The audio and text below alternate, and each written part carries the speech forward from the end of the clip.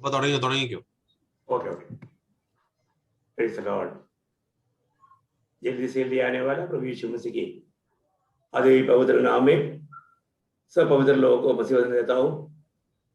आज यहाँ हम आते ही ये सुनने में आया, हमारा कोई प्रिय पवित्र लोगों में से किसी का कोई प्रियजन एक्सीडेंट के द्वारा दुनिया से चला गया।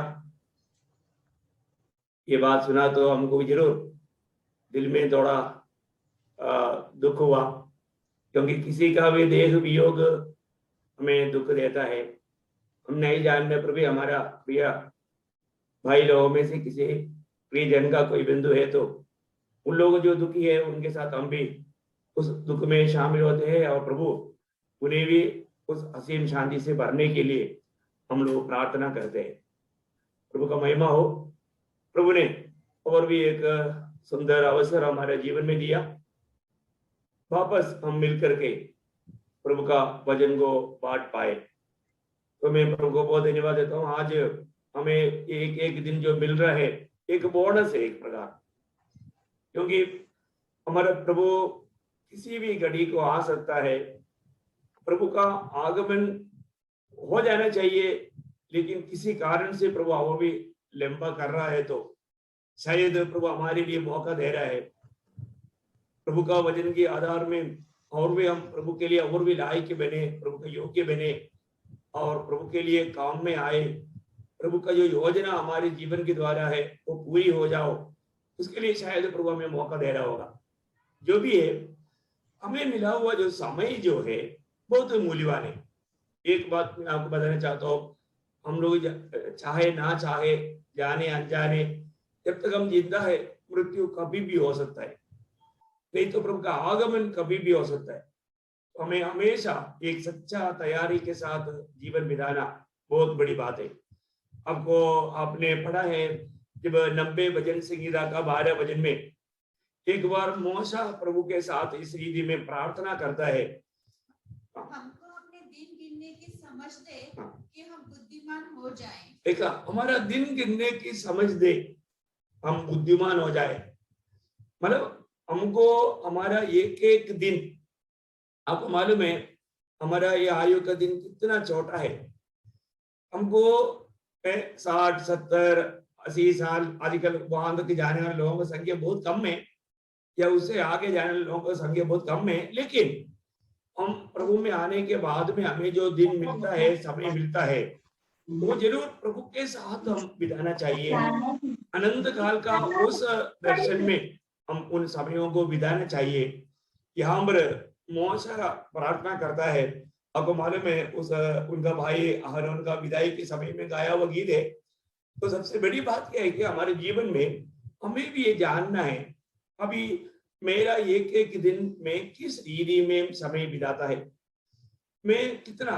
उसी बात को जब दावीद भजन संगीता में जब 39 भजन संगीता, आपको याद होगा 39 भजन संगीता का 4-5 भजन, हे यहोवा ऐसा कर कि मेरा अंत मुझे मालूम हो जाए और यह भी कि मेरी आयु के दिन कितने हैं, जिससे मैं जान लूं कि मैं कैसा अनित्य हूँ। मैं कैसा अनित्य हूँ।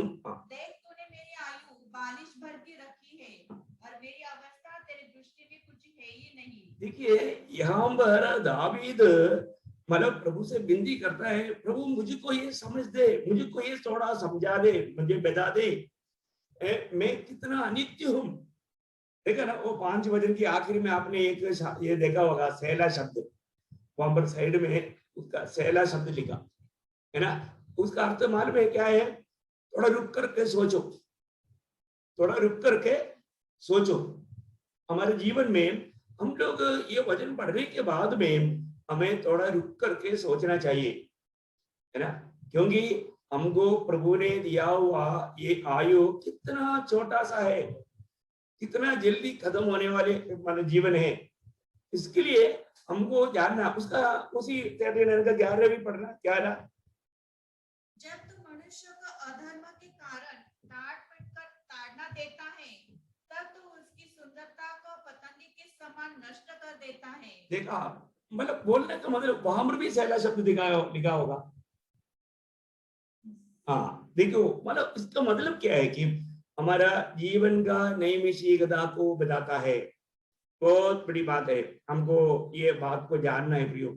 हम लोग कितना भी मतलब कोशिश करें, कितने लोग आयु बढ़ाने के लिए कई प्रकार का विटामिन टैबलेट्स खाता है, कई प्रकार का टॉनिक पीते हैं, एक्सरसाइज करते हैं, ये सब कुछ करने के बावजूद भी प्रभु ने दिया हुआ आयु में से हम एक भी दिन आगे नहीं बढ़ा पाएगा। तो सबसे बड़ी बात हमारे जीवन में हमको अच्छी तरह पढ़कर जानना है कि मेरे जीवन में मिला हुआ समय को मैं किस रीति में इस्तेमाल करता है। दावीद यहाँ पर बोलता है 4 अंगुल। 4 अंगुल बोलेगा तो वापस पढ़ना उसका 5 वचन। देख तूने मेरी आयु 42 वर्ष की रखी है। 42 वर्ष की रखी है बोलने का अर्थ 4 अंगुल। 4 अंगुल बोलेगा तो ये 4 अंगुल, ये 4 अवस्था को बताता है ना।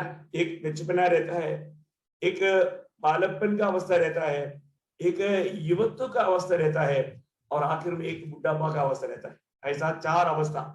तो प्रियो, अभी मुझे सुनने वालों में कई लोग मानव ये युवत्व की अनुभव में रहेगा। आपका उम्र शायद मानव 18 साल से लेकर के 48 साल के अंदर हो सकता है। तो वो लोग एकदम युवत्व में है और युवत्व का समय बहुत प्रकार लोग प्रभु को भूल कर चलने वाले एक समय है। इसके बाद में थोड़ा सा लोग प्रभु के ओर मुड़ करके वो सोचने लगता है। मैं एक बात आपको बताना चाहता हूँ, मैं जाने अनजाने अपने को उस अनंत काल का जीवन का बारे में अगर प्रकाश नहीं मिला तो हमने अपने जिंदगी को व्यर्थ हम कर रहा है। प्रियो, हमें मिला हुआ समय बहुत मूल्यवान है। इस मूल्यवान समय को, समय का गौरव जान करके उसको सही प्रकार इस्तेमाल करना बहुत जरूरी बात है। आज भी बहुत लोग अपने जीवन में, आपको मालूम है कि कई बार लोग समय पार होने के बाद सोचता है, अरे मुझे ये बात पहले मालूम होता तो शायद मैं कुछ ये ऐसा करता करके लोग बोलता है। लेकिन समय पार हो गया तो हमारे जीवन में समय पार हो गया तो हर एक बात में गड़बड़ी है प्रियो, वो बात काम नहीं बनेगा। तो अपने को परखना है कि मेरे जीवन में मुझे मिला हुआ समय को मैं कैसा इस्तेमाल करता है। क्योंकि अभी ऐसा भी कोई जरूरी नहीं कि मानो ऐसा ज्यादा उम्र में जीवन बिताए, लेकिन मनुष्य की जिंदगी का मतलब क्या बोलता है, निसार तो या उसका हल्कापना वो कितना तात्कालिक है, वो बात को बताने वाला कई शब्द बाइबल में देखता है। मैं एक बार मतलब एक दो बात मैं आपको याद दिलाता हूँ। मतलब एक जब हम वापस एक बार वो उसका 5 बजे पढ़ेंगे 39 का 5। देख तूने मेरी आयु 42 वर्ष की रखी है और मेरी अवस्था तेरे दृष्टि में कुछ है ही नहीं। सचमुच सब मनुष्य कैसे भी स्थिर क्यों न हो, कैसे भी क्यों ना हो तो भी व्यर्थ ठहरे हैं। हाँ, मतलब एक व्यर्थ ठहरे ऐसा ऐसा लिखा, लेकिन मतलब एक श्वास है बोलते, एक श्वास। जितना भी लोग अभी मतलब हिंदी में ऐसा नहीं आया, व्यर्थ ठहरे है ऐसा लिखा है, लेकिन वहां पर आना चाहिए एक्चुअली। मनुष्य कितना भी खड़ा रहेगा तो एक श्वास है, मतलब श्वास निकल गया तो खत्म। मनुष्य अपने जीवन में सिर्फ एक श्वास ही है, श्वास। ये जीवन का श्वास अगर निकल गया खत्म। इतना मतलब अल्कापना है करके वचन बताता है। मुझे मालूम नहीं कुछ परिभाषा में या आपका परिभाषा में आपको वो बात समझ में आएगा, लेकिन सिर्फ एक श्वास है। दूसरा, मनुष्य की आयु के बारे में हम याकूब का पत्री में 4 अध्याय का 14 वचन अगर आप पढ़ेगा तो ये याकूब 4 अध्याय का 14 वचन में और यह नहीं जानते कि कल क्या होगा। सुन तो लो, तुम्हारा जीवन है ही क्या, तुम्हारे जीवन है ही क्या, तुम तो बाप के समान हो। देखा, बाप की समान हो जो थोड़ी देर दिखाई देती है, थोड़ी देर दिखाई देता है। देखो, तुम तो बाप की समान हो, थोड़ी देर दिखाई देते हैं, फिर लोप हो जाती फिर है। लोभ जाता। देखो, मतलब मनुष्य का जीवन की क्या बोलता है उसको, मतलब वो हल्कापन है ना, मतलब वो हमेशा स्थायी रहने वाला एक जीवन नहीं, कितना अनित्य है, कितना थोड़ी देर की जीवन है, थोड़ी देर दिखाई देती है फिर लोभ हो जाती है। है, मनुष्य का जीवन मानो बाप समान है। देखा वो, आप देखिए प्रियो, है मतलब थोड़ी देर दिखता है, हाँ मैं पता नहीं कहाँ गया। मनुष्य का जीवन इतना ही है प्रियो, इतना ही है ना। मनुष्य अपना जीवन की समय के बारे में अगर सोचेगा तो एक लंबा समय का, कई लोगों को लगता होगा कि मतलब मुझे लंबा समय मिला, नहीं प्रियो, है वो कोई लंबा समय नहीं। मैं तो अभी मतलब पीछे मुड़कर देखता है तो मुझे ऐसा लगता है कि मतलब अरे वो जो पिछले दिनों में जो अपन खेलता था, दौड़ता था, भागता था, है मतलब कितना जल्दी खत्म हो गया, बहुत मतलब निकट दिखाई देता। जबकि प्रभु का अनुग्रह है तो इस 27 तारीख को मेरा 61 ईयर पूरा हो जाएगा। लेकिन मुझे ऐसा लगता है कि मेरे को जो 8-9 साल का भी बात जब याद आता है तो मेरे को लगता है कि इतने जल्दी यहाँ पर कैसे आ गया। देखा बहुत फास्ट जाता है फिर। अब देखिए है ना, अपने जीवन को, हमारे जीवन का बारे में, ये जिंदगी कुछ भी नहीं, परंतु ये जिंदगी बहुत मूल्यवान है। इस जीवन में समय सबसे मूल्यवान है, इसलिए समय को हम सही उपयोग करना, सदुपयोग करना। मनुष्य के जीवन का बारे में जब 103 का 15-16 वचन पड़ेगा तो 103 मतलब उसका नाजुकपन का बात बोल रहा हूँ, उसका अस्थिरता है ना। जब 103 का 15 और 16 वचन पड़ेगा तो मनुष्य का जीवन घास के जीवन के समान ऐसे दिखता है। यहाँ पड़ेगा मनुष्य की आयु घास के समान होती है और मैदान के फूल के समान फूलता है, जो पवन लगते ही ठहर नहीं सकता और न वह अपने स्थान में फिर मिलता है। देखा, मनुष्य की आयु घास के समान होती है। आप देखो भी है, घास के समान होता है, वह मैदान की फूल की नाई फूलता है, जो पवन लगते ही ठहर नहीं सकता। बोलने का मतलब क्या, मनुष्य की आयु कितना छोटा है करके परमेश्वर का वचन हमें याद दिलाता है। प्रियो, कई लोगों के जीवन को देखने के समय में ऐसा लगता है कि वो परमानेंट इधर ही रहेगा और ऐसे ही रहेगा। नहीं है प्रियो, आपको जो बोला हुआ ये 4 अवस्था में आकर के एक दिन ये दुनिया से पार हो जाएगा। और भी एक वचन में आपको बताना चाहूंगा, जब वही 103 का 14 वचन में, 103 का 14 वचन, क्योंकि वह हमारी सृष्टि का जानता है हाँ, और उसको स्मरण रहता है कि मनुष्य मिट्टी ही है। हाँ देखिए, मनुष्य क्या है, मनुष्य सिर्फ मिट्टी ही है। देखो, मनुष्य का मतलब नाजुकपन, मनुष्य मिट्टी है, मिट्टी है ना। उसको हम अगर इक्लेसियस में पढ़ेगा तो इक्लेसियस का किताब उसकी 12 अध्याय का 7 वचन का शुरुआत पढ़ना, इक्लेसियन उसका 12 अध्याय का 7 वचन। तब मिट्टी जो की त्यों मिट्टी में मिल जाएगी। हाँ देखा, मिट्टी त्यों की त्यों मिट्टी में मिल जाएगी। प्रयोग है, हमें कितना सावधान रहना, जब मिट्टी त्यों की त्यों मिट्टी में मिल जाएगी। देखा है, बोलने का अर्थ ज्यादा समय नहीं रहने वाला बात है। और भी एक वचन पढ़ करके आगे बढ़ेंगे। जब ईयोब की किताब 14 अध्याय उसका दूसरे वचन की बी पार्ट में, ईयोब उसका 14 अध्याय उसका दूसरा वचन का बी पार्ट, वह छाया की रीति पर ढल जाता। देखा, वो एक छाया का रीति पर ढल जाता।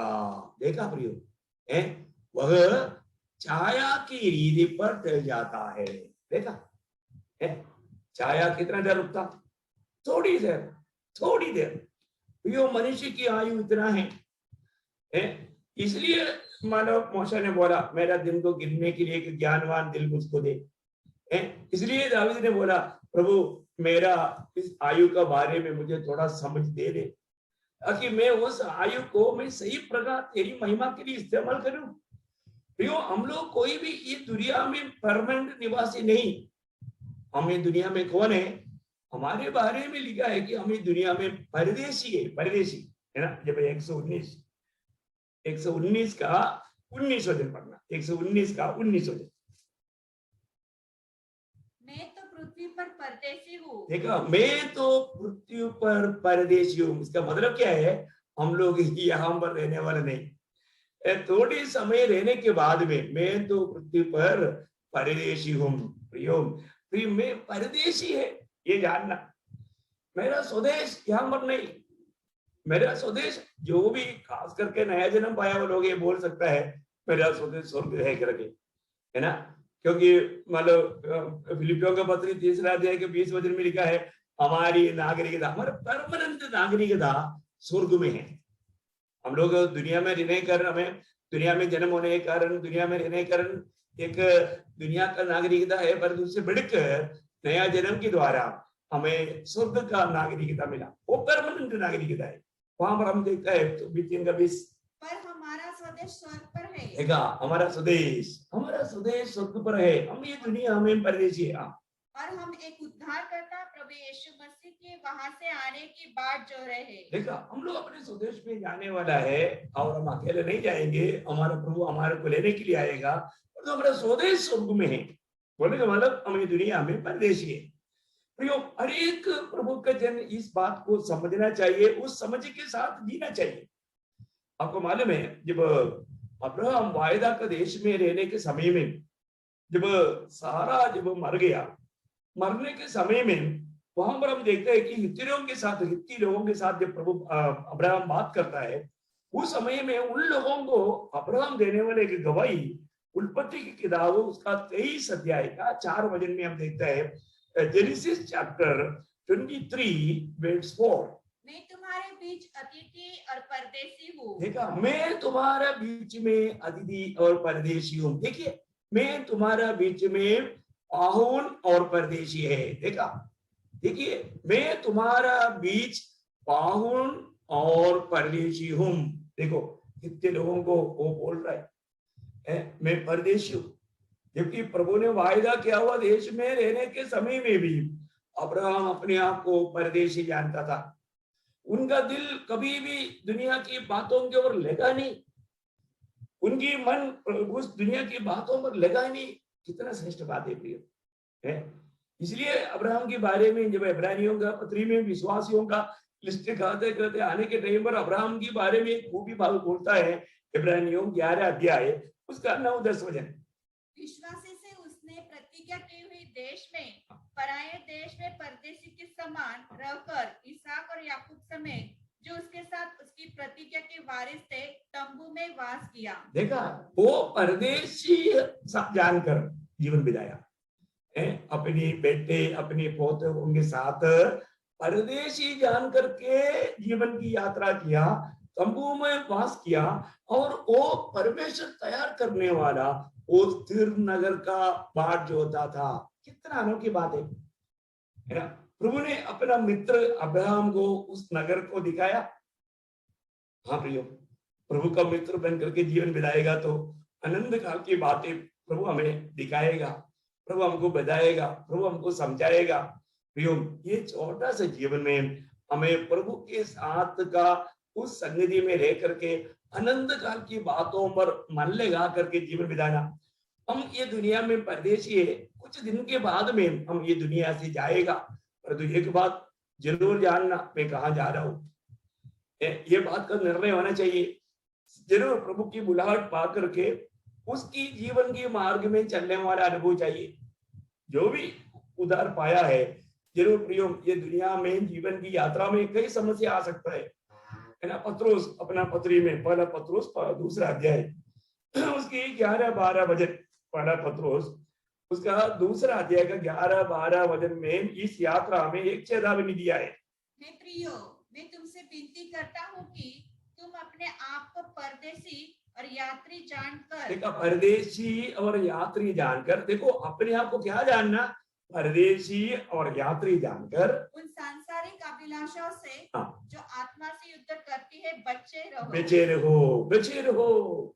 देखिए, हमारे जीवन में प्रियो हमको इस संसार की अभिलाषाओं में डुबाने के लिए कोशिश करेगा। आपको मालूम है, इस आत्मीय जीवन की दौड़ में हमें आनंद की बातों से दुनिया की बातों पर हमारा दृष्टि ले जाने के लिए विरोधी कोशिश करता है। सब बर्बाद होने वाली बात है प्रियो। आपको मालूम है, अब्राहम के साथ निकला हुआ लोत है, जब उनकी सेवकों की आपस में थोड़ा लड़ाई होने के कारण अब्राहम ने लोत को बुलाकर बोला, देखो हम भाई लोग हैं, आपस में ऐसा झगड़ना अच्छा नहीं, इसलिए तू चुन लो, क्योंकि संपूर्ण देश हमारे सामने है, तुम्हारे सामने है, तू चुन ले। तो लोत ने क्या किया? लोत ने आंखें उड़ाकर देखा और सोदोम गोमोरा का देश उन्होंने चुन लिया। आपको मालूम है सोदोम गोमोरा का देश उस समय में कैसे था? अगर आप उत्पत्ति किताब उसका 13 अध्याय का 10 वचन पढ़ेगा तो उत्पत्ति 13 अध्याय का 10 वचन। तब लूत ने आंखें उठाकर यरदन नदी के पास वाली सारी तराई को देखा कि वह सब सींची हुई है। जब तक यहोवा ने सदोम और गोमोरा को नष्ट न किया था तब तक सोर के मार्ग तक वो तराई यहोवा की बाटिका, देखा यहोवा की बाटिका और मिस्र देश के समान उपजाऊ थी। देखा, देखिए वो कितना सुंदर थे। प्रभु का वचन कहता है वो यहोवा की बाटिका और मिस्र देश की समान उपजाऊ थी। वो सुंदर, बहुत अच्छा फलदायक, एकदम मतलब भेड़ बकरियों को चला करके संपत्ति बढ़ाने के लिए लायक। उन्होंने ये नहीं देखा मेरे बच्चों का भविष्य में बाधा आएगा क्या, नहीं, उनका लक्ष्य पूरा दुनिया का धन दौलत था। और आखिर में आपको मालूम है ना परदेशी इस दुनिया में कमाना चाहा। देखिए कितना बड़ा धोखा है। क्या कमाया? बहुत कुछ कमाया दुनिया में। उसने एक प्रकार प्रमोशन मिलते मिलते वहां पालक बन गया, बोलेगा तो उधर का एक न्यायी बन गया, बड़े बड़े उन्नत पदवी मिला। लेकिन आपको मालूम है संपत्ति मिला, पदवी मिला, सब कुछ मिला, एक ही दिन में सब नष्ट हो गया, बर्बाद, है ना। उसी का अनुभव में उसका 19 अध्याय का 16 वचन पढ़ना, उत्पत्ति 19 का 16 करेक्ट। पर वह विलंब करता रहा। इस पर उन पुरुषों ने उसका और उसकी पत्नी और 2 बेटियों के हाथ पकड़े और यहोवा की दया उस पर थी और उनको निकालकर नगर के बाहर कर दिया। देखो उनको निकालकर नगर के बाहर कर दिया, उनको कुछ उधर से लेने का मौका नहीं मिला। आप बताओ, खाली हाथ भागना पड़ा प्रियो। जो भी मतलब कई सालों से कमा करके बड़े बड़े पदवी में आया, परंतु सब छोड़ करके भागना पड़ा। प्रियो एक बात मैं आपको बताना चाहूंगा, अपना इस जीवन की यात्रा में हम प्रभु में है तो हमारा दिल किसी प्रकार भी बहकना नहीं चाहिए। इस नाशमान बातों के पीछे, ये दुनिया की बातों के पीछे हमारा दिल को बहकने नहीं देना। लेकिन बाइबल हम देखते हैं तो बहुत लोगों के जीवन में ऐसे ऐसे धोखा का कार्य हुआ है। उन लोग जाने अनजाने दुनिया को चाहा, परंतु वो उनके लिए बड़ा धोखा हुआ। क्यों? इस छोटा सा जीवन में हम कितना अधिक अपने आप को परदेशी जान करके, मेरा स्वदेश स्वर्ग में है, मैं स्वर्ग के धन को, मैं स्वर्ग में धन इकट्ठा करके एक स्वर्ग का धनवान होकर के आत्मिक विषय में धनवान बन करके मैं जीवन बिताना चाहिए। इस लक्ष्य में हमारे जीवन की यात्रा होना चाहिए। आपको मालूम है जब एलीशा का दास गेहसी जब नयमान के पीछे भागा, भागने के बाद में नयमान से झूठ बोल करके उन्होंने कुछ धन कमाया। धन कमा करके जब आकर के जब एलीशा के सामने खड़ा था, उस समय में समय की महत्व, समय का मूल्य समझाते हुए एलीशा गेहसी से बोलने वाले एक शब्द में आपको पढ़ना चाहूंगा। दूसरी राजा 5 अध्याय का 26 वचन। उसने उसे कहा, जब वह पुरुष इधर मुंह फेर कर तुझसे मिलने को अपने रथ पर से उतरा, तब से वह पूरा हाल मुझे मालूम था। क्या यह समय चांदी, ये समय, देखिए क्या ये समय चांदी या वस्त्र या जैतून की दाख की बारियां, भेड़ बकरियां, गाय बैल और दास दासी लेने का है? एक सवाल है, बहुत बड़ा सवाल है। क्यों ये समय किसके लिए है?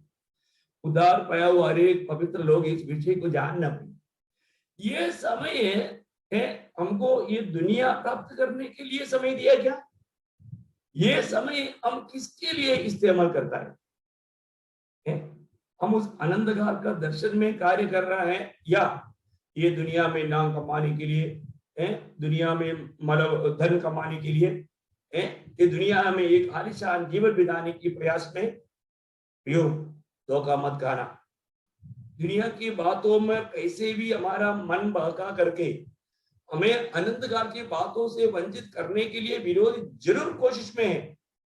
आज कितनी लोग, उनको बाइबल पढ़ने के लिए समय नहीं, प्रभु की उपस्थिति में रहने के लिए समय नहीं, प्रभु का गवाही देने के लिए समय नहीं, संगति के लिए समय नहीं, किसके लिए समय है? पूरा दुनिया की बातों में काम काम छोड़ करके, उनको मतलब ये दुनिया की बात छोड़ करके आत्मिक बातों के लिए समय नहीं।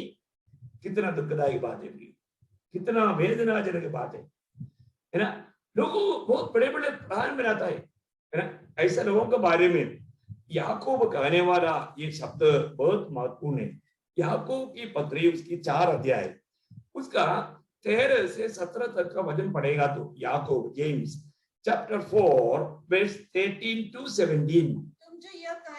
तुम जो ये कहते हो आज या कल हम किसी और नगर में जाकर वहां 1 वर्ष बिताएंगे। देखो लंबा प्रोग्राम है? हम क्या करेंगे? अपन मतलब आज या कल हम किसी और नगर में जाकर वहां पर वर्ष बिताएंगे और व्यापार करके लाभ उड़ाएंगे और यह नहीं जानते कि कल क्या होगा। देखा उनको ये नहीं मालूम कल क्या होगा। देखो कितना प्लान बना करके रहने वाले लोग अचानक दुनिया से मृत्यु के द्वारा चला जाता है। आपको मालूम है ना? परमेश्वर के बिना योजना बना करके धोखा खाया हुआ कितने लोगों के जीवन के बारे में मैं और आप जानता है। धोखा प्रिय। आगे सुन तो लो, तुम्हारा जीवन है ही क्या? तुम्हारा जीवन है ही क्या? तुम तो बाप के समान हो जो थोड़ी देर दिखाई देती है फिर लोप हो जाती है। इसके विपरीत तुम्हें यह कहना चाहिए यदि प्रभु चाहे। देखा, प्रभु चाहे, ये बहुत बड़ी बात है ना। यदि प्रभु चाहे तो हम जीवित रहेंगे, और या वो काम भी करेंगे। देखा, मतलब प्रभु में भरोसा रह करके कार्य करना, प्रभु का इच्छा जान करके कार्य करना। कितना दुखदायक बात है, लोग एक एक डिसीजन लेता है, निर्णय लेता है प्रभु के बिना, अपनी मनमानी में, है ना। वो कुछ बनना चाहता है, ऐसे बातों पर लोग धोखा खाता है। ऐसा चाहत करके मतलब कुछ बनने के बाद में अनुभव नहीं कर पाते हुए चला गया। वो कितने लोगों की जिंदगी हम जानते हैं। मैंने कई बार, मैं आपको भी शायद गवाही इस मतलब मीटिंग में दिया था। मेरे एक खास मित्र था, वो एकदम दुनिया पाने के पीछे लगे रहा।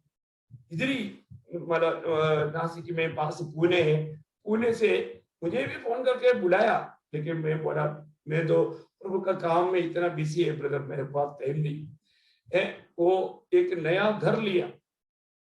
अभी आप देखो, अभी मतलब ये 97 98 की बात है, मतलब मैं क्लियर वो ईयर मुझे याद नहीं, लेकिन उस समय में 38 लाख का एक घर उन्होंने लिया। तो मतलब अभी आपको मालूम है अभी उसका ऐसे कितना होगा, बहुत बड़ा। लेकिन वो घर में एक दिन भी वो नहीं रह पाया। उनका पूरा लक्ष्य क्या था? मतलब दुनिया में कुछ बनकर दिखाऊंगा। लेकिन देखो प्रियो, वो दुनिया से चला गया। इतना भयंकर एक्सीडेंट होकर के वो एक्सीडेंट में उसका सिर फूट गया और वो दुनिया से चला गया। ये दुनिया की बातों के पीछे उन्होंने अनंत जीवन की बात को तुच्छ जान करके जीवन बिताया। प्रियो, हमारे जीवन क्या है, कल क्या होने वाला है, किसी को मालूम नहीं है। तो अपने को जो कल का हमारे जीवन के बारे में जानने वाला प्रभु के हाथ में अगर हमारे जीवन रहेगा तो अपन कितना धन्य है, कितना भाग्यवान है। देखिए, इसलिए इस जीवन की यात्रा में, इस मणिपुर यात्रा में हम जरूर प्रभु का भय मानना चाहिए। प्रभु चाहे तो उस वचन को वापस पढ़ेंगे।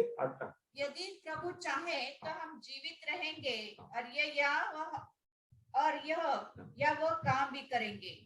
आगे, पर अब तुम अपने डींग मारने पर घमंड करते हो। देखा, डींग पर घमंड करते हो। देखा, अपनी डींग पर घमंड करते हो। ऐसा सब घमंड बुरा होता है, ऐसा सब घमंड बुरा होता है।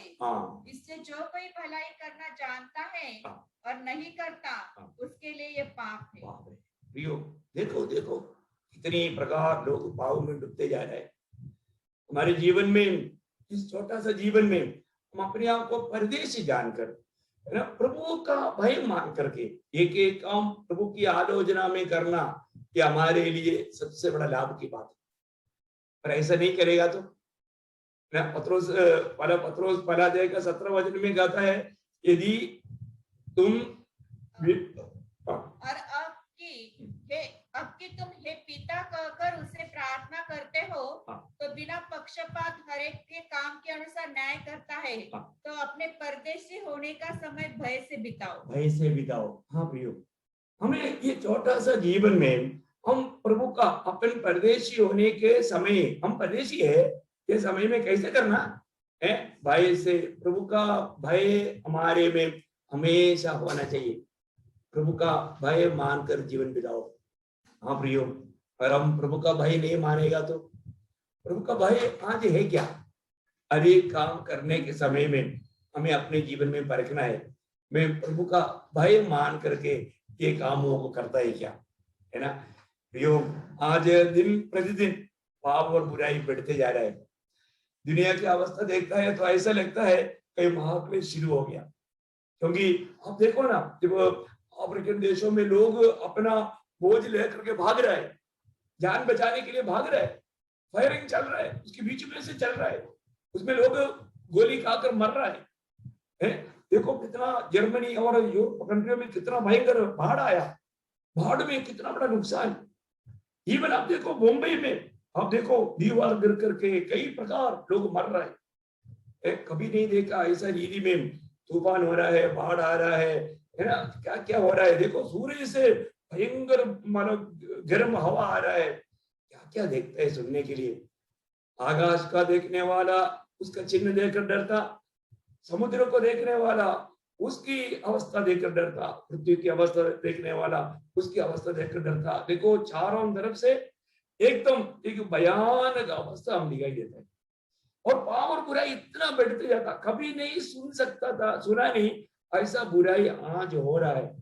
कितना हमें ऐसे मतलब स्टेजों में बोलने के लिए मुंह में लाना अच्छा नहीं लगता, इतनी भयंकर बुराई और पाप हमारी चारों तरफ हो रहा है, इतना दुख की बात है। इसलिए प्रभु का वचन जब एफेसियों का पत्री में 5 अध्याय उसका 16 और 17 वचन, एफेसियों चैप्टर 5 वर्स 16 and 17, अवसर को बहुमूल्य समझो, क्योंकि दिन बुरे हैं। इस कारण निर्बुद्धि न हो, पर ध्यान से समझो कि प्रभु की इच्छा क्या है। देखा, मतलब पहली बात प्रियो, प्रभु हमको अभी भी अवसर देता है ना, इसलिए अवसर को बहुमूल्य समझो। प्रियो, हमें मिला हुआ अवसर को कभी भी नष्ट नहीं करना। आज कितने लोग अवसर को नष्ट करके पछताता है, लेकिन मैं आपको एक बात बताना चाहता हूँ, खास करके जो प्रभु में आकर के जो भी जवानी में लोग हैं, मैं आपको तो प्रियो अपने समय बहुत अच्छा रीति में प्रभु की इच्छा जान करके अच्छा दौड़ो, अभी आप एक काम को कर पाएंगे। बहुत ही मूल्यवान समय है, अवसर को बहुमूल्य समझो, बहुत बड़ी बात है प्रियो, है ना। इस दुनिया का जीवन की यात्रा में हमें जो मिला हुआ समय बहुत मूल्यवान है। ये मूल्यवान समय को उसका मूल्य जान करके हम प्रभु का महिमा के लिए इस्तेमाल करना चाहिए, उसमें प्रभु की इच्छा मालूम करके चलना। आपको मालूम है प्रभु की इच्छा मालूम होने के लिए बहुत से प्रभु की इच्छा प्रभु ने हमें वचन में प्रकट करके दिया। साथ ही साथ हम प्रभु की संगति में रहेगा तो प्रभु की इच्छा पूरा करने में हमें और आसानी रहेगी। एक सच्चा भक्त का कर्तव्य है रोज प्रभु की संगति में रहकर स्वर्गीय आलोचना पाकर जीवन बिताना। मैं आपको बताऊं, जब मतलब प्रभु ने दावीद के बारे में ऐसे एक गवाही दिया, आपको याद है, नया मतलब प्रेरितों का काम उसका 13 अध्याय का 22 वचन में प्रभु का वचन में पढ़ता है, Acts of Apostle chapter 13 verse 22, वहां पर कहा है कि से अलग करके दाऊद उनका राजा बनाया, जिसके विषय में उसने गवाही दी, जिसके विषय में प्रभु ने गवाही दिया, मुझे एक मनुष्य यिशै के पुत्र दावीद मेरे मन के अनुसार मिल गया है, वही मेरी इच्छा पूरी करेगा। देखा, वही मेरी इच्छा पूरी करेगा। ओह प्रियो, जो व्यक्ति आज प्रभु की इच्छा जान करके उस इच्छा पूरा करने के लिए मिलता है तो प्रभु का दिल में बहुत बड़ा आनंद होता है। हाँ, आज हमारा कर्तव्य है प्रभु का दिल को आनंदित करना, प्रभु को दिल को दुख नहीं देना। प्रिय, हमने इस कुटिल पीढ़ी में प्रभु के अनुग्रह से हमारा उद्धार हुआ, अनंत आग से प्रभु ने हमको बचा लिया। प्रियो, हम कहां पर जाकर गिरने वाला था, हमेशा का नरक में, वहां से कभी भी छुटकारा नहीं होता था। लेकिन प्रभु की बड़ी दया, प्रभु का बड़ा अनुग्रह हम पर मिला, प्रभु ने हमको बचा लिया। प्रियो, प्रभु हमको बचाने के बाद में, प्रभु हमको बचाने के लिए प्रभु ने दान दिया। प्रियो, हमने कुछ नहीं किया, सब कुछ प्रभु ने किया। ऐसा है तो हम कितना आभारी दिल से हम प्रभु का इच्छा जानने में, उसको मानने में उत्साही बना रहना चाहिए। लेकिन हम देखते हैं उद्धार पाए हुए बहुत से लोग प्रभु की इच्छा जानने के लिए और उसको उत्साह से मानने के लिए तक तैयार नहीं। परंतु अभी देखिए, एक व्यक्ति के बारे में प्रभु बोलता है, मेरा मन के अनुसार मुझे एक जन मिला। वो कौन है? दावीद। इसके बारे में क्या गवाही देता है? वह मेरी सारी इच्छा पूरा करेगा। कितना बड़ी बात है। प्रभु की इच्छा पूरा करना, ये प्रभु ने चुना हुआ अनेक लोगों के प्रति प्रभु की इच्छा है। अब देखिए, जब दावीद से पहले प्रभु ने शाऊल को चुना था, लेकिन शाऊल को चुनने के बाद में प्रभु ने उसको अपनी इच्छा के लिए भेजा। प्रभु ने एक कार्य उनको सौंपा। वहां पर हम देखता है शाऊल ने ऐसा नहीं किया। तब क्या हुआ? जो व्यक्ति प्रभु की चुनौती पाने के बाद यदि प्रभु की कहना नहीं मानता है, तो प्रभु का दिल में क्या होता? वहां पर एक शब्द मैं आपको बताना चाहूंगा। जब मानव उसका पहला शमूएल 15 अध्याय का 11 वचन, पहला शमूएल 15 अध्याय का 11 वचन, मैं शाऊल को राजा बना के पछताता हूँ। देखो, ये किसका शब्द है? प्रभु के शब्द है। देखिए, प्रभु बोलता है कि मैं शाऊल को राजा बना के पछताता हूँ। प्रियो, आज मुझे सुनने वाला मेरा प्रिय भाइयों, मेरे प्रिय बहनों, आप प्रभु का प्रिय है, प्रभु को आप भाया, इसलिए आपको चुना, प्रभु ने आपका उद्धार किया। परंतु आज आपका काम देख करके प्रभु आज पछताता है क्या? प्रभु का दिल को दुख होता है क्या? प्रभु ने जो काम हमसे अपेक्षा किया, वो काम हम विश्वास योग्य होकर के निभाता है। प्रभु में चुनौती पाया हुआ हर एक लोगों के प्रति प्रभु का एक भली भावती एक सिद्ध इच्छा है। वो इच्छा में बना रह करके जीवन बिताना हमारा कर्तव्य है। परंतु हम में से कितने लोग इस प्रकार प्रभु की उस इच्छा मालूम करके उस इच्छा में जीवन बिताने के लिए उत्साही है?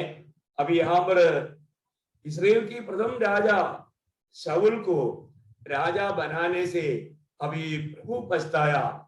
प्रभु पछताया, क्यों पछताया? प्रभु ने जो काम के लिए नियुक्त किया था, वही 15 अध्याय, अब उसकी 2-3 वचन को बोलना है। वो क्यों, क्या बात, कारण क्या है, आप सुनिए। सेनाओं का यहोवा यो कहता है, मुझे स्मरण है कि अमालेकियों ने इस्राएलियों से क्या किया। जब इस्राएली मिस्र से आ रहे थे, तब उन्होंने मार्ग में उसका सामना किया।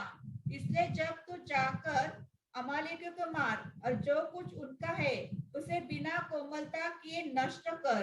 क्या पुरुष, क्या स्त्री, क्या बच्चा, क्या दूध पीता, क्या गाय बैल, क्या भेड़ बकरी, क्या ऊंट, क्या गधा, सबको मार डाल। देखिए, अभी क्लियर इंस्ट्रक्शन दिया प्रभु ने। प्रभु का कोई भी काम है प्रियो, प्रभु एकदम क्लियर व्यवस्था देता है। लेकिन शाऊल ने क्या किया? उसका 9 वचन, ज्यादा पढ़ने की जरूरत नहीं। परंतु अगर पर और अच्छे से अच्छे भेड़ बकरियां, गाय बैल, मोटे पशुओं और मेमनों और जो कुछ अच्छा था, उन पर शाऊल और उसकी प्रजा ने कोमलता की और उन्हें नष्ट करना न चाहा, परंतु जो कुछ तुच्छ और निकम्मा था, उनका उन्होंने सत्यानाश किया। देखा, मतलब झूठ मूठ का काम कर दिया, परंतु जैसा प्रभु ने कहा वैसा नहीं किया। देखो प्रियो, प्रभु एक बात कहता है तो उस वचन में जोड़ना भी नहीं, तोड़ना भी नहीं, जैसा कहता है वैसा ही करना है। प्रियो, हम देखते हैं शाऊल ने ऐसा नहीं किया, इसलिए प्रभु पछताया, प्रभु का दिल में बहुत दुख हुआ। मैं एक बात यहाँ पर जब मैं पूछना चाहूंगा, जब 139 भजन संहिता में दावीद कहता है 139 का 24 वचन, 139 उसका 24 वचन, देख कि तू मुझसे कोई बुरी देख कि मुझ में कोई बुरी चाल है कि नहीं, और अंत के मार्ग में मेरी अगुवाई कर। देखिए यहाँ पर बहुत खास बात है, मैं आपको बताना चाहूंगा। और देख कि मुझ में कोई बुरी बात है कि नहीं, बोलने का अर्थ क्या मालूम है? प्रभु आपको दिल को दुख देने वाला कोई भी बात मेरे जीवन में है क्या? ओ अरे ना प्रियो, प्रभु का दिल को दुख देने वाला कोई भी बात हमारे जीवन में है क्या? ऐसा भक्ति करने से कोई फायदा नहीं। प्रभु को दिल का दुख देने वाला कोई बात हमारे जीवन में है तो फिर हमारा मसीह जीवन एक अरा हुआ जीवन है, वो एक बड़ा धोखा का जीवन है। अपने को परखना भी बहुत छोटा सा जीवन है। इस जीवन में हमें प्रभु की इच्छा में बना रहना कितना जरूरी बात है। देखिए दावीद का खूबी में एक बात आपको बताना चाहूंगा। एक सच्चा मतलब प्रभु की दिल की जैसा बन करके प्रभु की दिल की इच्छाओं को पूरा करने के लिए दावीद का दिल तड़पता था। इसलिए दावीद यहाँ पर बोलता है, प्रभु आप देखो मेरे जीवन में तेरा दिल में दुख देने वाला कोई बात है क्या? ऐसा कोई बुरी चाल है क्या? कभी हमने अपने जीवन को परखा? प्रभु को दुख देने वाला कोई बात मेरे जीवन में है क्या? प्रभु की इच्छा के खिलाफ में मेरा जीवन की कोई भी कदम में मैं चलता है क्या? मैं ऐसा मार्ग में है क्या? परखना पड़ेगा, जरूर जांचना चाहिए, अपने आप को परखना चाहिए। देखो प्रभु का दास दावीद का दिल की गहरा चाहत क्या था आपको मालूम है? जब 27 भजन संहिता का 4 भजन है, क्या अनोखा भजन है। हाँ अपना दिल में ऐसे तड़प है क्या है? प्रभु से दावीद मांगने वाला एक वरदान, क्या वरदान है? अब देखिए दावीद कौन है? राजा है। दुनिया का रीति में दुनिया का कोई भी खुशी का कमी उसके पास नहीं, लेकिन वो दुनिया पर उनका मन नहीं, उनका चाहत उनका मन किस बात का ढूंढ में आप देखिए है ना 27 भजन संहिता का 4 भजन। एक बार मैंने यहोवा से मांगा है, उसके यज्ञ में लगा रहूं, कि मैं जीवन भर यहोवा के भवन में रहने पाऊं, जिससे यहोवा की मनोरथा पर दृष्टि लगाए रहूं और उसके मंदिर में ध्यान किया करूं। देखा प्रियो, प्रभु की ओर देख करके प्रभु की उस मनोहरता को देखते रहने के लिए प्रियो, आज हमारे लिए जिसने अपने आप को दे दिया, अपने आखिरी बूंद लघु तक पाया, वो प्रभु की ओर देखने में आज हमें अच्छा लगता है क्या? हमें इतना बड़ा प्यार दिया वो प्रभु। देखिए आज वो प्रभु के प्रति आज हमारा दिल तड़पता है क्या?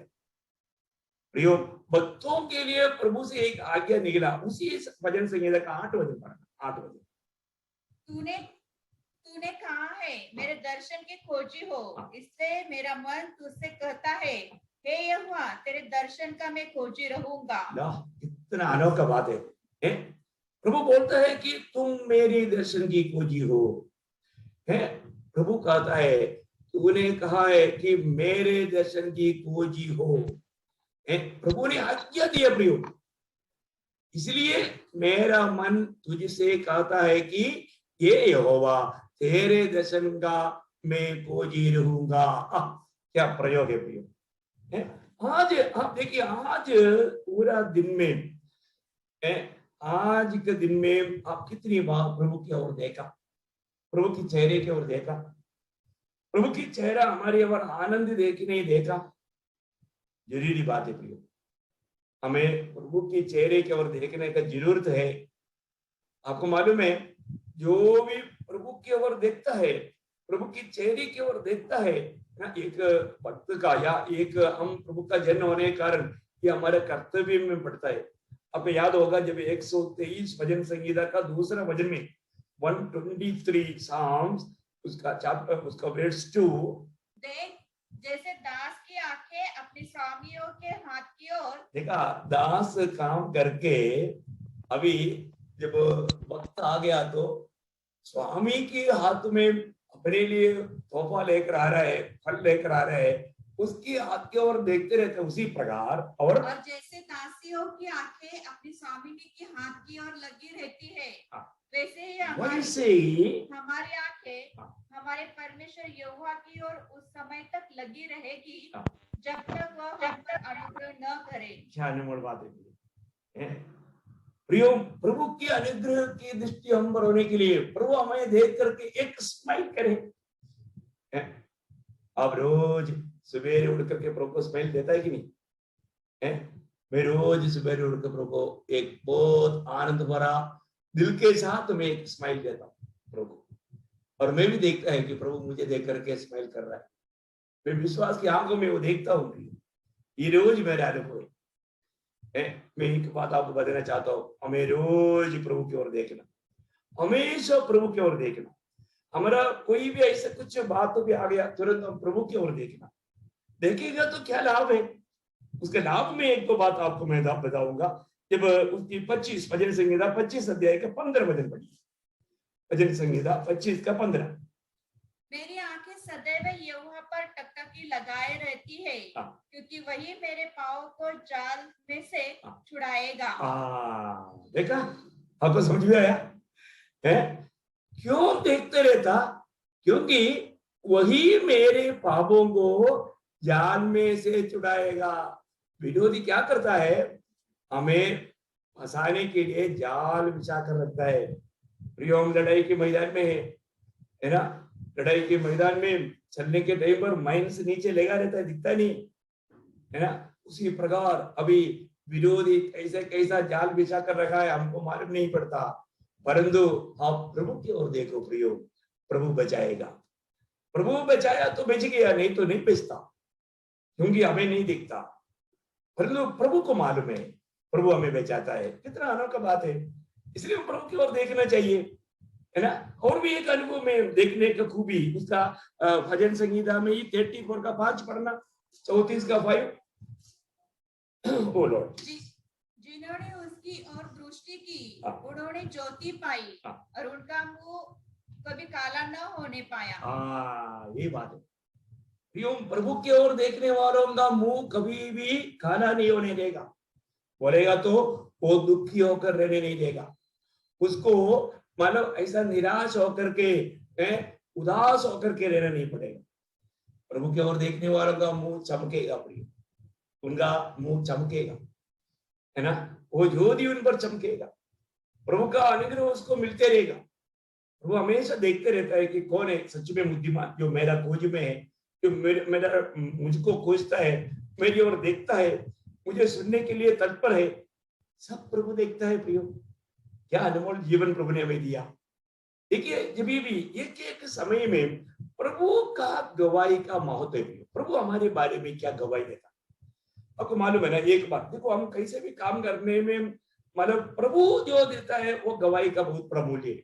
आपको मालूम है, जब एक बार लाजर के घर में प्रभु यीशु मसीह गया, और एक्चुअली मार्ग में मार्था ने यीशु मसीह को लेकर आया। ये संभव आप पढ़ सकता है, आप पढ़ने की जरूरत नहीं, मैं आपको जल्दी बताऊंगा। लूका 10 अध्याय का 38 से 42 तक का वचन में है। लूका उसका चैप्टर 10 वर्स 38 से 42 तक के वचनों में हम देखते हैं कि मार्था ने यीशु मसीह को अपना घर में स्वीकारा। सब बात बताता है।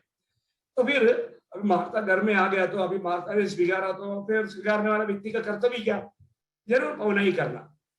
अभी मार्था अभी एक तो पौनाई करने में लगा हुआ है, लेकिन वो अभी अकेला करते करते वो परेशान हो गया। तो उसके एक बहन है मरियम, आपको मालूम है, मरियम प्रभु का पाद स्थान में बैठ करके प्रभु की वाणी सुन रहे, प्रभु की वचन सुन रहे।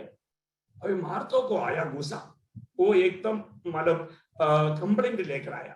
प्रभु, आपको मालूम है ना, मैं अकेले इतना लोगों के लिए इतना सब कुछ बनाना है, रोटी बनाना, सब्जी बनाना, उसके आटा गूंदना, ये करना, वो करना, पकड़ो, है ना।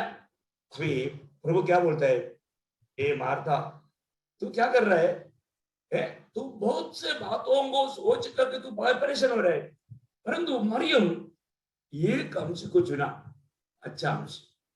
देखिए, उसका 42 वचन सबसे खास वचन है। परंतु एक बात अवश्य है और उस उत्तम भाग को मरियम ने चुन लिया है जो उसे छीना न जाएगा। देखा प्रियो, अभी मार्ता भी जो काम कर रहा है प्रभु के लिए काम कर रहा है, इसमें कोई शक नहीं। लेकिन अभी यहां पर चुनौती में कौन विजय पाया, कौन प्रशंसा पाया? अब देखिए है, अभी मरियम को, मार्ता को तो पूरा पसीना पसीना हो रहा है, मरियम इतनी शांत बैठा है, कोई पसीना नहीं, शांत बैठ करके प्रभु से भजन सुन रहा है। और प्रभु बोलता है एक बात आवश्यक है, और उस उत्तम भाव को मरियम ने चुना। देखा, मरियम ने उस उत्तम भाव को चुना और उससे चिना ना जाएगा। देखा, इतना गौरव की बात। देखिए, इस रीति में मरियम ने प्रभु की उपस्थिति में बैठकर प्रभु की आलोचना सुनते रहने के कारण यीशु मसीह की जीवन की यात्रा में समय पर मरियम ने एक बड़ा काम किया। क्या किया मालूम है?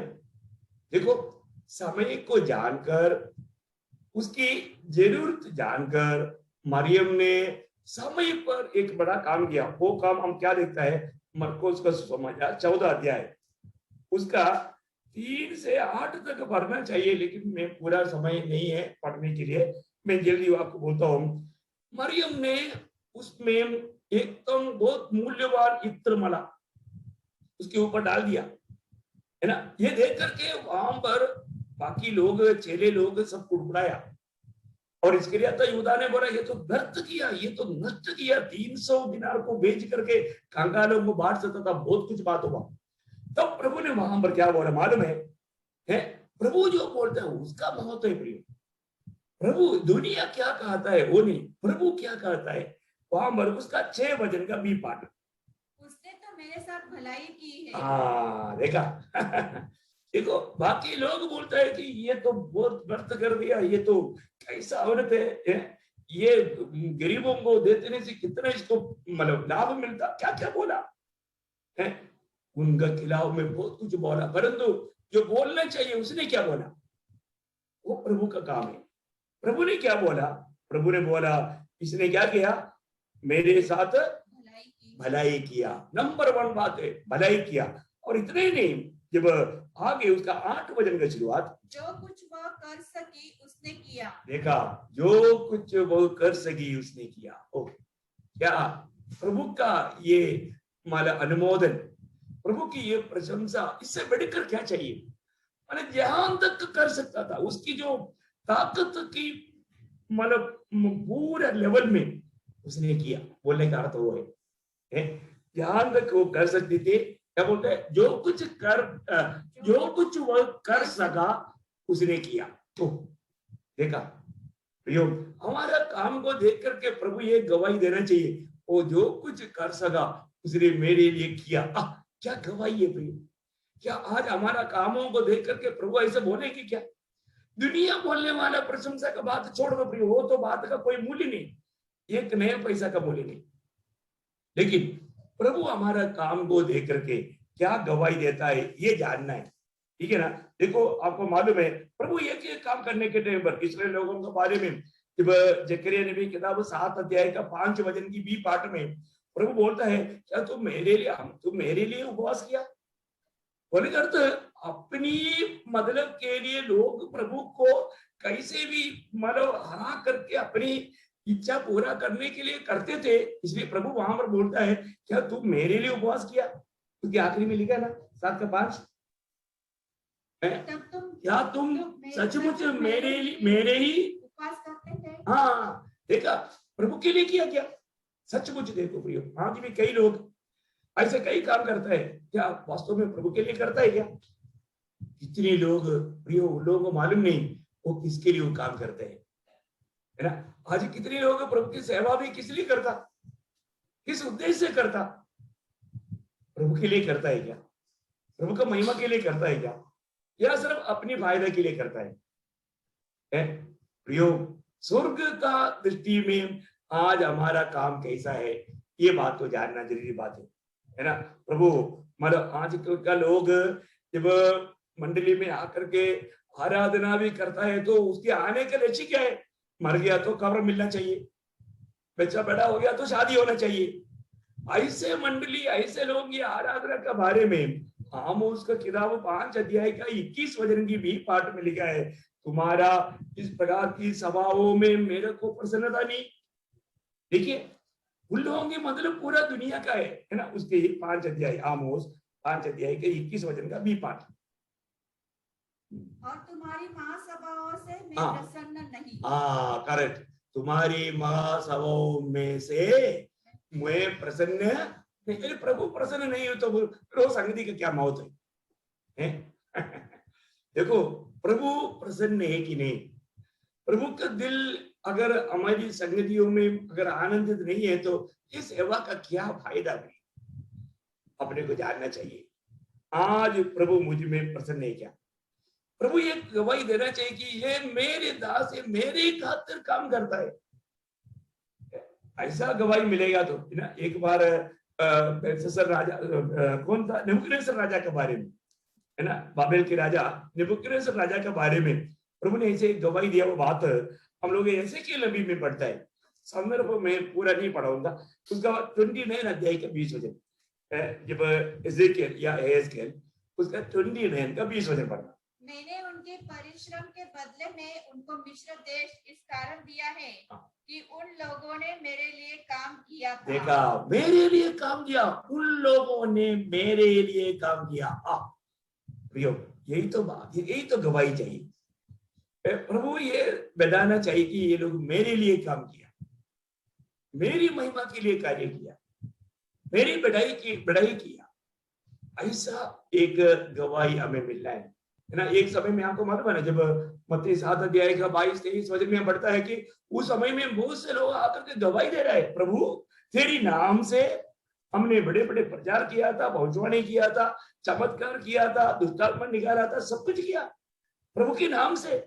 परंतु बढ़ाई प्रभु का नहीं था, प्रभु को महिमा देने लायक काम नहीं था। प्रभु ने वहां पर क्या बोला, उसका 7 अध्याय का 22-23, उस दिन बहुत से लोग मुझसे कहेंगे, हे प्रभु, क्या हमने तेरे नाम से भविष्यवाणी नहीं की? देखा, तेरे नाम से किया है, और तेरे नाम से दुष्ट आत्मा को नहीं निकाला? तेरे नाम से किया, और तेरे नाम से बहुत से आश्चर्य कर्म नहीं किए? सब तेरे नाम से किया। तब मैं उनसे खुलकर कह दूंगा, मैं तुमको कभी नहीं जाना, हे कुकर्म करने वालों, मेरे पास से चले जाओ। देखा, कौन सा काम किया?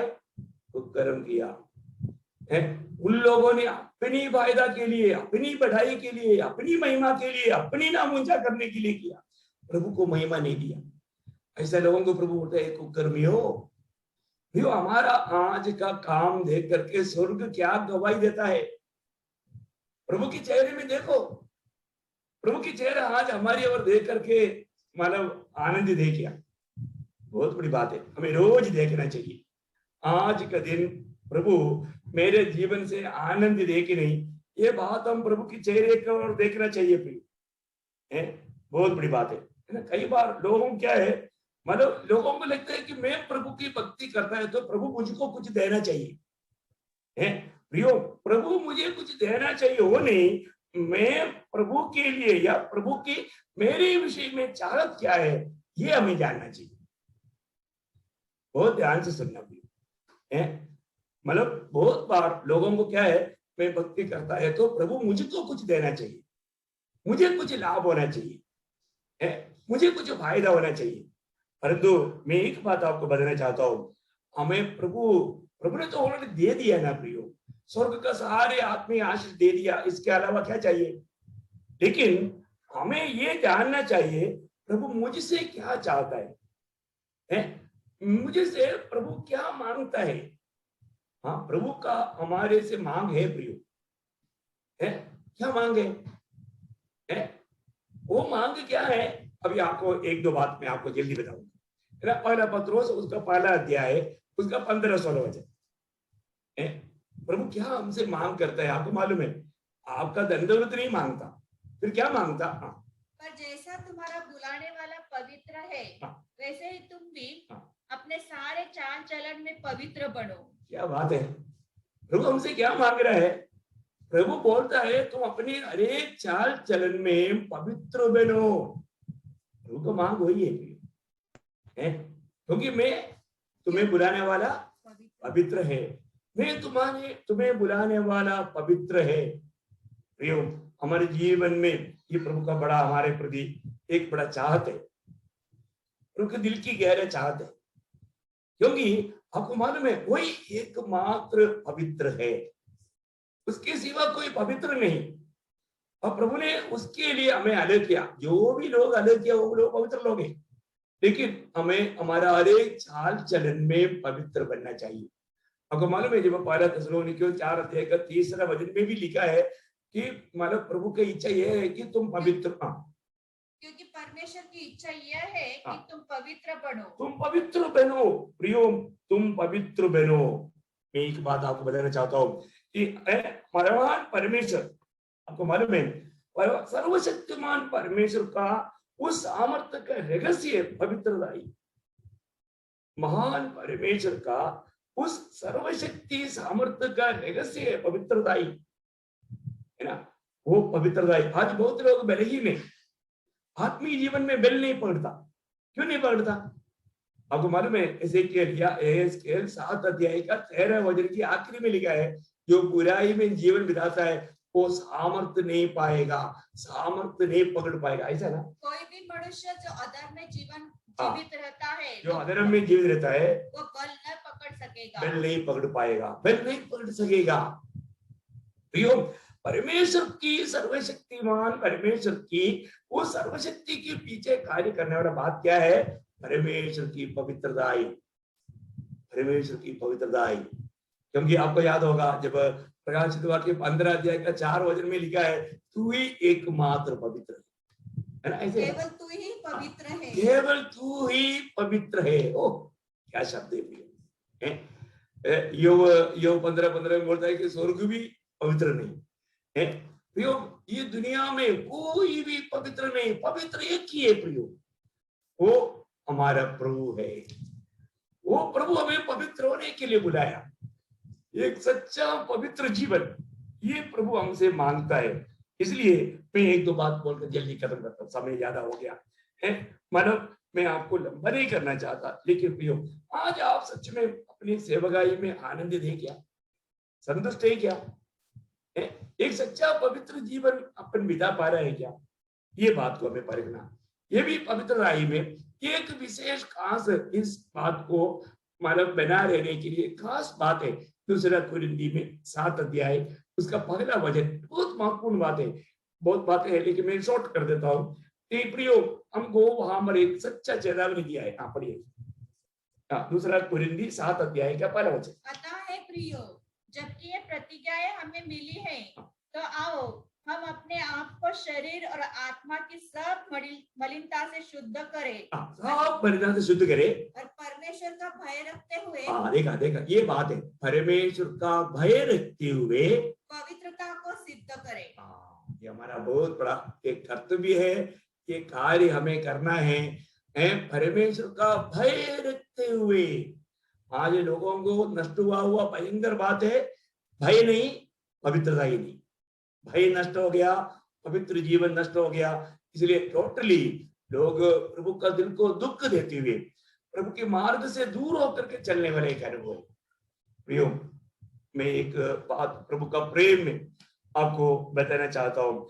अपने जीवन में हमें बहुत से वायदाएं प्रभु ने दिया है। वो सच में जब वो शुरुआत में वही अध्याय जो वचन का शुरुआत में 7 का 1 वचन का शुरुआत, हे प्रियो, जबकि ये प्रतिज्ञाएं हमें मिली है, ये प्रतिज्ञाएं हमें मिली है। कौन सा प्रतिज्ञाएं?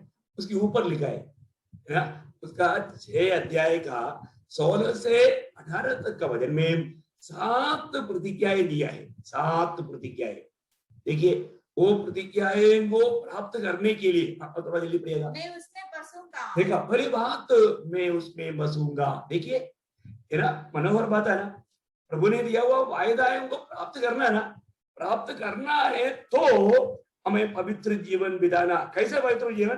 प्रभु का भय रखते हुए। देखिए यहाँ पर प्रभु का वचन क्लियर करता है, नंबर 1 बात, मैं उसमें बसूंगा। और उनमें चला फिरा करूंगा 2 उनमें चला फिरा करूंगा, और मैं उनका परमेश्वर हूँगा 3 मैं उनका परमेश्वर हूँगा, और वो मेरे लोग होंगे। 4 वो मेरा लोग होंगे। इससे प्रभु कहता है हाँ। उनके बीच में से निकल कर अलग रहो हाँ। और अशुद्ध वस्तु को मत छुओ, हाँ। तो मैं तुम्हें ग्रहण करूंगा। देखा 5 मैं तुझे ग्रहण करूंगा, और मैं तुम्हारा पिता हूँगा। 6 मैं तुम्हारा पिता हूँगा, और तुम मेरे बेटे और बेटियां होंगे। हाँ। यह सर्वशक्तिमान प्रभु का वचन है। देखा 7वां बात बोलता है तू मेरे बेटे और बेटियां होंगी। कितना बड़ी बात है। ये सारे प्रतिज्ञाओं को प्राप्त करने के लिए क्या चाहिए?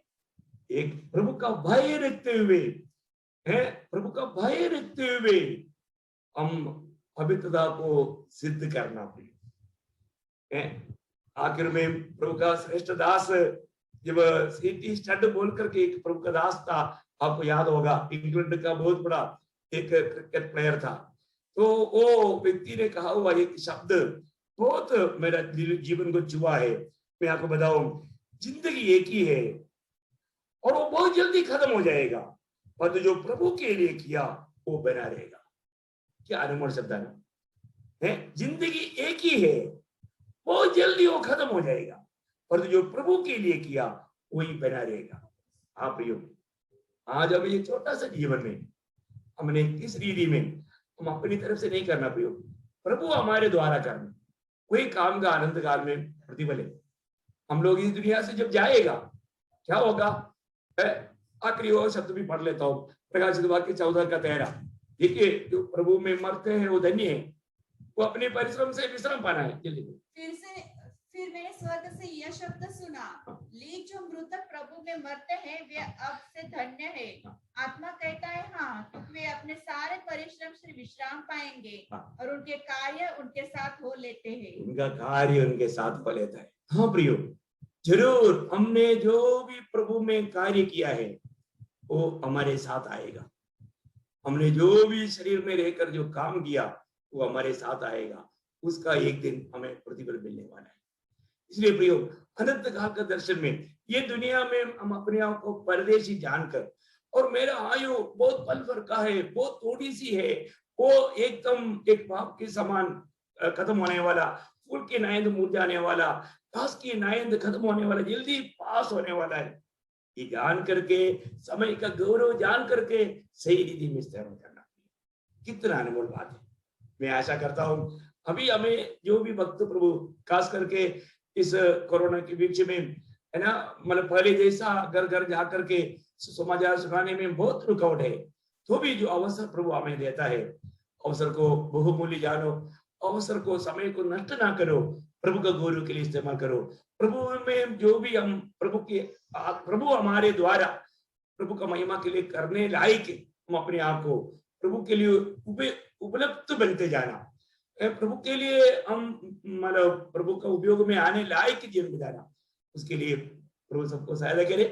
प्रभु का अनुग्रह आप सबके साथ हो। बहुत मतलब खुशी हुआ, और भी एक बार आप लोगों के साथ भजन बांटने के लिए प्रभु ने मौका दिया। प्रभु आप सबके साथ हो। आमीन।